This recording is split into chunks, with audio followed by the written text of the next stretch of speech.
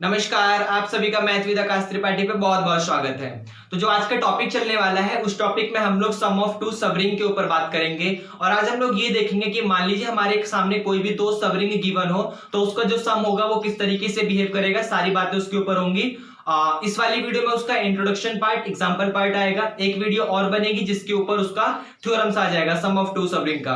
तो चलिए इस वाली वीडियो को स्टार्ट करते हैं जहां पर हम लोग सम ऑफ टू सबरिंग का इंट्रोडक्शन पार्ट और एग्जांपल पार्ट पढ़ेंगे। तो चलिए पहले उसका स्टेटमेंट लिख देते हैं, फिर आपको समझाएंगे यहाँ पे। तो चलिए स्टेटमेंट देखिए किस तरीके से आता है। स्टेटमेंट की if A and B are two subring, if A and B are two subring of a ring R, then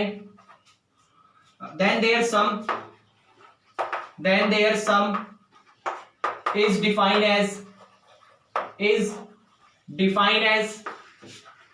A plus का B, which is equal to set of all A plus B where A belong to capital A and B belong to capital B। देखिए बड़ा simple से इसका definition है। Definition statement ये कहता है कि if A and B are two subring of a ring R, यहां पर आपके सामने A और B कोई भी दो सबरिंग है। वो सबरिंग किस चीज की है? किसी ना किसी रिंग R की है। इसका मतलब मैं समझाता हूं। मान लीजिए आपके सामने कोई एक R सेट गिवन है, कोई भी एक सेट गिवन है, उसका नाम आपने R दे दिया। उस R ने रिंग की सारी प्रॉपर्टी सेटिस्फाई करी होंगी, आठों की आठों प्रॉपर्टी सेटिस्फाई करी होंगी, तब जाके मैंने उसको रिंग कहा, उस सेट R को। फिर उसी सेट R के अंदर से मैंने कोई दो नॉन एम्प्टी सबसेट लिए। उसी सेट R के अंदर से जो सेट आपका रिंग बन गया, उसी के अंदर से मैंने कोई दो नॉन एम्प्टी सबसेट लिए। अब वो नॉन एम्प्टी जो सबसेट मैंने पिक करे हैं वो भी रिंग की सारी कंडीशन सेटिस्फाई करते हैं। इसका मतलब उसे रिंग बनना चाहिए था, लेकिन वो रिंग के सबसेट है तो वो आपका रिंग ना बन के वो सब रिंग बन जाएगा। और सब रिंग का मतलब ही यही होता है कि आपके सामने कोई भी एक सेट होगा तो सेट के अंदर से आपने कोई नॉन एम्प्टी सबसेट लिया और वो सबसेट अगर रिंग की सारी कंडीशन सेटिस्फाई कर जाएगा तो आप उसको सब रिंग कहोगे। मैं यहां पर कुछ इस तरीके से बताता हूं। मान लीजिए आपके सामने कोई एक सेट है R। इस सेट R ने रिंग की सारी प्रॉपर्टी सेटिस्फाई करी, तो प्रॉपर्टी सेटिस्फाई करने के बाद ये आपका रिंग बन गया। ये आपको समझ आया? अब मैंने क्या करा, इस रिंग के अंदर से, क्योंकि ये अब सेट नहीं बोलूंगा मैं इसे, अब रिंग बोलूंगा, क्योंकि ये रिंग की प्रॉपर्टी सेटिस्फाई करके ये वाला सेट रिंग बन गया। अब मैं क्या कर रहा हूं, इसके अंदर से कोई दो सबसेट पिक कर रहा हूं। मान लीजिए मैंने एक सबसेट A पिक करा और एक अनदर सबसेट B पिक करा। कोई भी दो सबसेट हो सकते हैं, किसी तरीके से भी इनके सबसेट हो सकते हैं। तो अगर वो जो मैंने यहां पर सबसेट A और B पिक करे, अगर वो भी रिंग की सारी प्रॉपर्टी सेटिस्फाई कर जाएंगे, याद रखिएगा यहां पर जो ये A और B है वो सबसेट है, तो ये वाला सबसेट अगर A और B की सारी कंडीशन सेटिस्फाई कर A और B की सारी कंडीशन सेटिस्फाई कर जाएगा तो ये आपका रिंग ना बन के सब रिंग बनेगा, क्योंकि यहां पर A और B सबसेट है किसी एक सेट के, इसलिए ये आपका सब रिंग बनेगा। क्यों? जब ये A और B खुद रिंग की सारी प्रॉपर्टी सेटिस्फाई कर जाएंगे। तो वहां पर उसने यही बोला हुआ है कि if A and B are two subring, A और B आपके पास कोई भी दो सबरिंग है ऑफ ए रिंग R। ये आपको समझ आया? देन फिर their sum is defined as, क्योंकि हम लोग यहां पर सब रिंग का सम देख रहे हैं, इसलिए then their sum is defined as A plus का B। इसलिए जो उसका वहां पर सम होगा वो A प्लस B के फॉर्म में डिफाइन होगा। और ये बात हम लोग नेचुरली जानते भी हैं कि अगर हमें किसी दो क्वांटिटी का सम करना है या तीन क्वांटिटी का सम करना है, general and son and quantity का सम करना है, तो हमें वहां पर A plus B plus C plus D ऐसे करते करते जितनी क्वांटिटी का सम करना है वो करना पड़ेगा।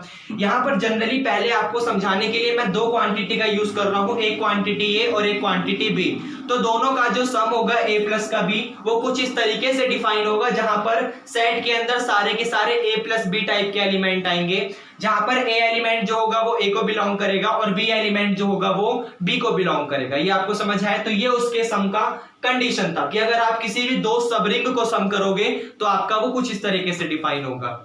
अगली बात ये आती है कि जब हम लोग यहाँ पर किसी दो सबरिंग का सम कर रहे हैं तो सारे के सारे सबरिंग जो होते हैं, मान लीजिए आपके सामने कोई भी एक रिंग है, मान लीजिए आपके सामने कोई भी एक रिंग है, तो ये रिंग जो होती है खुद की सबसेट होती है। ये रिंग जो होता है वो खुद का सबसेट होता है। आप इस बात को जानते भी हो कि जो एक सेकंड प्लीज। हाँ ठीक है, आप इस बात को जानते भी हो कि जो R है वो सबसेट होता है R का, ये आपको समझ आया। इसका मतलब हम लोग यहाँ पर किसी चीज के सबसेट का, किसी चीज के सब रिंग का, क्योंकि वो सेट जो है रिंग की प्रॉपर्टी सेटिस्फाई कर रहा है, इसलिए किसी चीज के सब रिंग का सम निकाल रहे हैं। तो हम लोग यहाँ पर क्या खुद का सम भी निकाल सकते हैं? खुद का सम मतलब क्या हम लोग रिंग का सम भी निकाल सकते हैं? हाँ, तो यहाँ पर स्टेटमेंट ये भी बन सकता है कि सम ऑफ टू रिंग।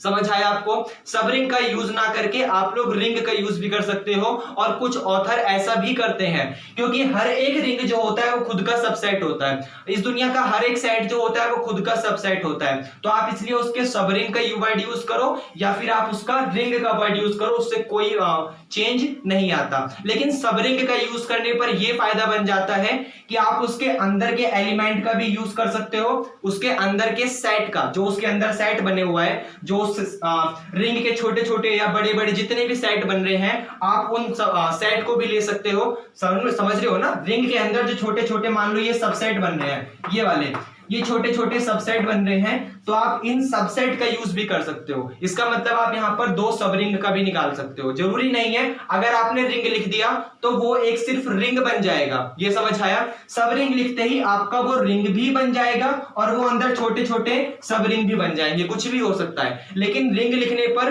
वो सिर्फ एक रिंग बनेगा, अंदर वाले सब रिंग नहीं बन पाएंगे। ये आपको समझ आया? ये यहां पर बात थी।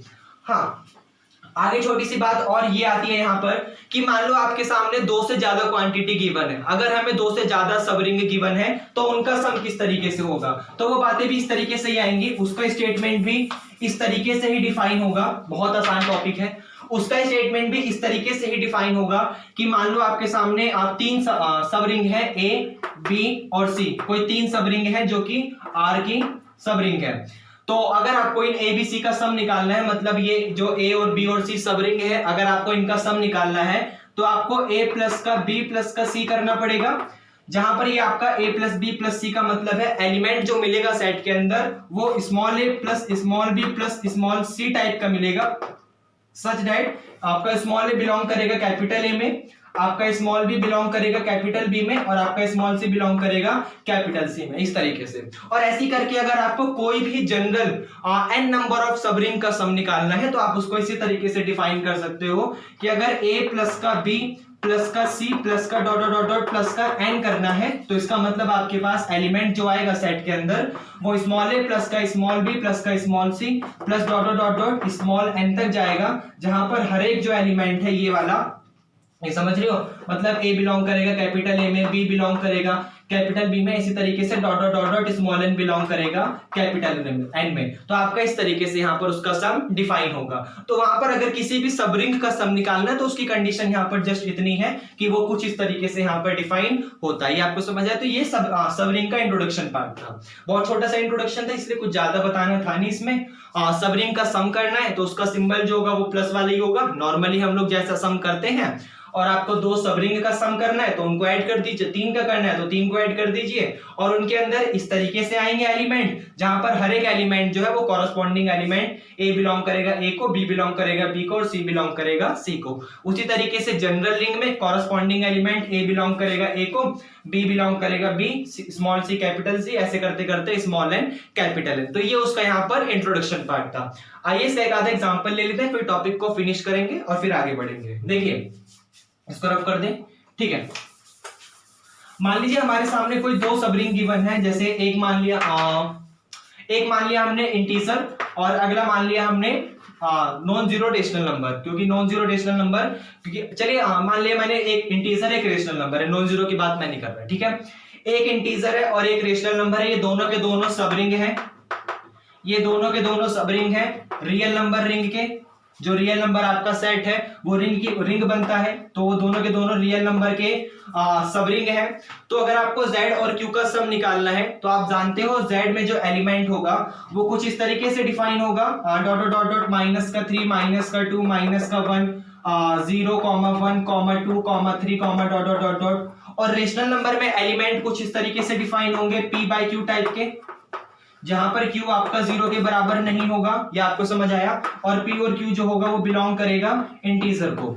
तो आप यहाँ पे हर एक एलिमेंट को इस p बाई क्यू में जोड़ोगे। मैं जैसे माइनस का 3 भी कोई भी नंबर होगा p बाई क्यू उसमें जुड़ जाएगा, उसी तरीके से यहाँ माइनस का 4 होगा वो भी p बाई क्यू में जुड़ जाएगा। मतलब हर एक एलिमेंट जो है वो हर एक एलिमेंट में जुड़ेगा। एग्जांपल के लिए जैसे इसको समझ लिया तो एग्जांपल, उसी तरीके से माइनस का 2 p बाई क्यू में जुड़ेगा, उसी तरीके से माइनस का 1 p बाई क्यू में जुड़ेगा, फिर 0 p बाई क्यू में जुड़ेगा, फिर यहाँ पर प्लस का 1 p बाई क्यू में जुड़ेगा, फिर यहाँ पर प्लस का 2 p बाई क्यू में जुड़ेगा, और आपको इस तरीके का रिजल्ट मिलता चला जाएगा। इसका मतलब जो z का हर एक एलिमेंट है वो q के हर एक एलिमेंट में ऐड होगा। ये इसके साथ भी ऐड होगा, इसके साथ भी, इसके साथ भी, इसके साथ भी, इसके साथ भी, फिर ये इसके साथ भी, इसके साथ भी, इसके साथ भी, इसके साथ भी, समझ रहे हो ना।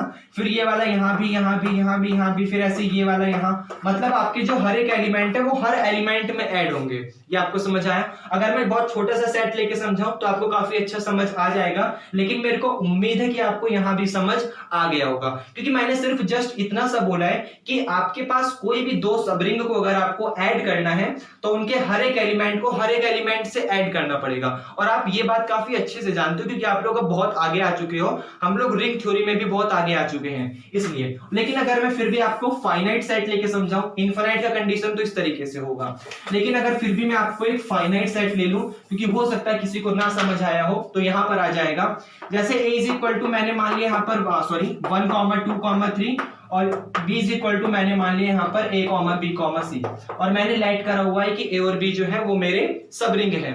तो यहाँ पर आपको a और b को ऐड करना है, मतलब ये दो सब रिंग को ऐड करना है। तो आपके पास एलिमेंट ऐसे आएगा कि 1 a में भी ऐड होगा, यहाँ पर 1 b में भी ऐड होगा, 1 आपका c में भी ऐड होगा, फिर 2 आपका b में भी ऐड होगा, 2 आपका a में भी ऐड होगा, 2 आपका c में भी ऐड होगा। आगे पीछे करके लिख सकते हैं सेट के एलिमेंट को, कोई फर्क नहीं पड़ता। फिर ये वाला 3 आपका a में भी ऐड होगा, ये वाला 3 आपका b में भी ऐड होगा, ये वाला 3 आपका c में भी ऐड होगा, और आपको इस तरीके का रिजल्ट मिलेगा। तो कहने की बात आपका यही है कि अगर आप किसी भी दो सबरिंग को ऐड करते हो तो इसका मतलब है उसका नॉर्मल कंपोजिशन जिस तरीके से आप ऐड करते हो आपको वही मिलेगा। खास बात ये होती है कि सेट के अंदर के सारे एलिमेंट सेट के अंदर के सारे एलिमेंट से ऐड होते हैं। ये आपको समझ आया? तो इस तरीके का आपको कंपोजिशन मिलता है। आप किसी एक सबरिंग को भी दो बार ऐड कर सकते हो, जैसे आप इटसेल्फ मल्टीप्लिकेशन करते हो, समझ रहे हो, तो उसी तरीके से आप a को a में भी ऐड कर सकते हो। ये आपको समझ आया? आप b को b में भी ऐड कर सकते हो, आप c को c में भी ऐड कर सकते हो। जैसे a को a में ऐड करोगे तो 1 1 में भी ऐड होगा, 1 2 में भी होगा, 1 3 में भी होगा, 2 1 में भी होगा, बस रिपीटिशन नहीं होनी चाहिए, 2 2 में भी होगा, 2 3 में भी होगा, 3 1 में भी होगा, 3 2 में भी होगा, 3 3 में भी होगा, और इस तरीके से आपके पास सारे के सारे जो सम है वो डिफाइन हो जाएंगे। ये आपको समझ आया? एक एग्जांपल लेता हूं मैट्रिक्स वाला, फिर इस टॉपिक को फिनिश करूंगा। देखिए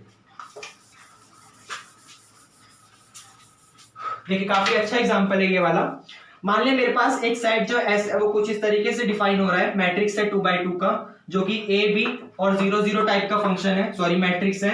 और अगला मेरे पास कुछ t टाइप का मैट्रिक्स है जो कि इस तरीके से डिफाइन हो रहा है 0 c 0 0। अब यहाँ पर देखिए, मान लीजिए मेरे को इन दो सबरिंग का सम करना है। इसका मतलब यहाँ पर ये जो a b लिखा हुआ है, यहाँ पे लिख देता हूं मैं, a और b बिलोंग कर रहा है रियल नंबर को, और यहाँ पर c जो है वो बिलोंग कर रहा है रियल नंबर को। तो अगर मान लीजिए मेरे को इन दो मैट्रिक्स को ऐड करना है तो 2x2 मैट्रिक्स है, ऑर्डर सेम है, मतलब ऐड हो जाएगा। उसके बाद ऐड करने के लिए कॉरेस्पॉन्डिंग एलिमेंट ऐड होता है, तो आपके सामने रिजल्ट s प्लस का t टाइप का जो मैट्रिक्स है वो कुछ ऐसा मिलेगा कि a 0 में भी ऐड हो जाएगा, 0 c में ऐड हो जाएगा, कॉरेस्पॉन्डिंग एलिमेंट ऐड होते हैं मैट्रिक्स में, यही कंडीशन चलती है। b आपका 0 में ऐड हो जाएगा और 0 आपका 0 में ऐड होगा, तो रिजल्ट आपको यहाँ पर मिल जाएगा a b c और 0 टाइप का। तो आपके पास जो भी जनरल मैट्रिक्स मिलेगा ऐड होके, मतलब आपके पास S में बहुत सारे मैट्रिक्स हो सकते हैं, क्योंकि आप a और b की जगह कोई भी रियल नंबर रखोगे आपके पास मैट्रिक्स मिलते चले जाएंगे, मतलब आपको S में इनफाइनाइट मैट्रिक्स मिल सकते हैं। उसी तरीके से T में आप यहाँ पे C की जगह कोई भी रियल नंबर रखोगे आपको इनफाइनाइट मैट्रिक्स मिलते चले जाएंगे।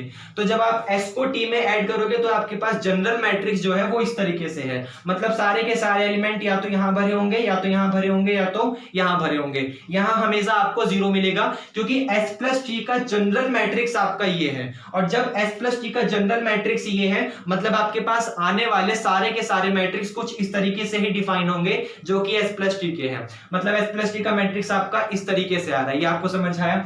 तो ये आपका जो यहाँ पे था इसका सम था कि आपने क्या करा, दो सब रिंग को ऐड करा तो रिजल्ट आपका ये आएगा। सिंपल सी कंडीशन है, सब रिंग को ऐड करना था।